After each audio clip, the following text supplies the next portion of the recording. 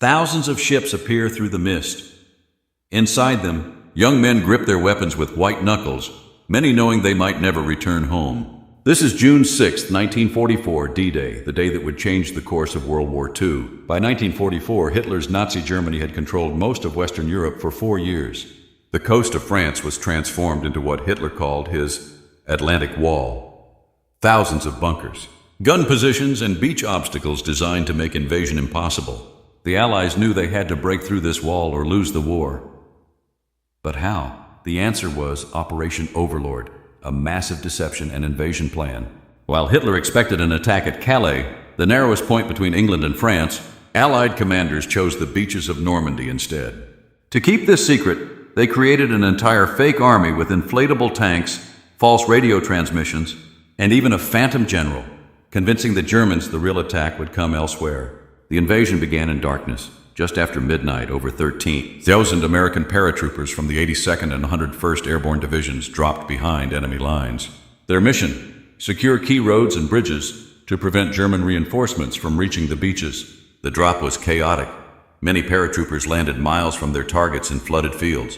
Despite this, they regrouped and accomplished many of their objectives, creating confusion among German defenders. As dawn approached, the largest armada in history appeared off the Norman coast, nearly 7,000 vessels carrying 156,000 troops.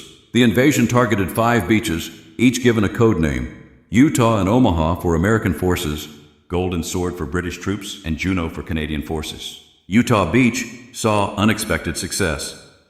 Strong currents pushed landing craft to the wrong location, which turned out to be less defended than their original target. American troops secured the beach with relatively few casualties, but Omaha Beach would tell a different story. At Omaha, disaster struck immediately. The naval bombardment had missed most German positions.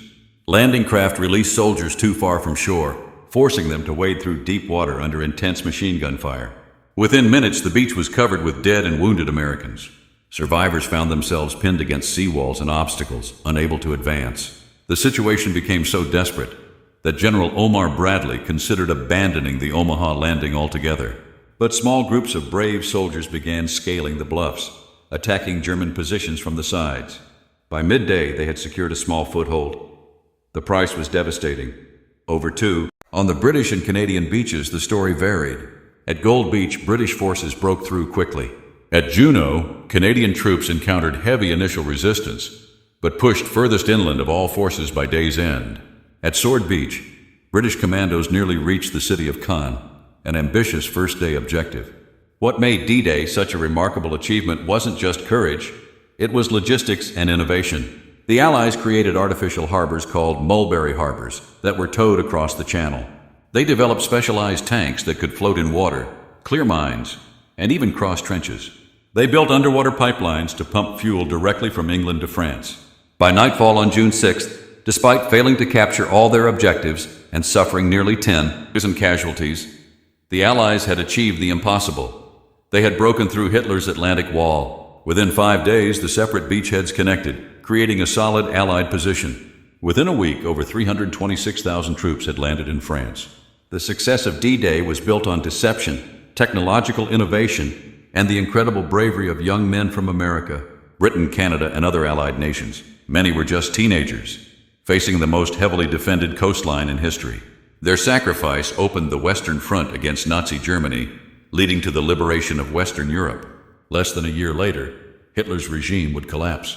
Today, Normandy's beaches are quiet again. Row upon row of white crosses and stars mark the final resting places of those who never returned home. Their average age was just 22 years old.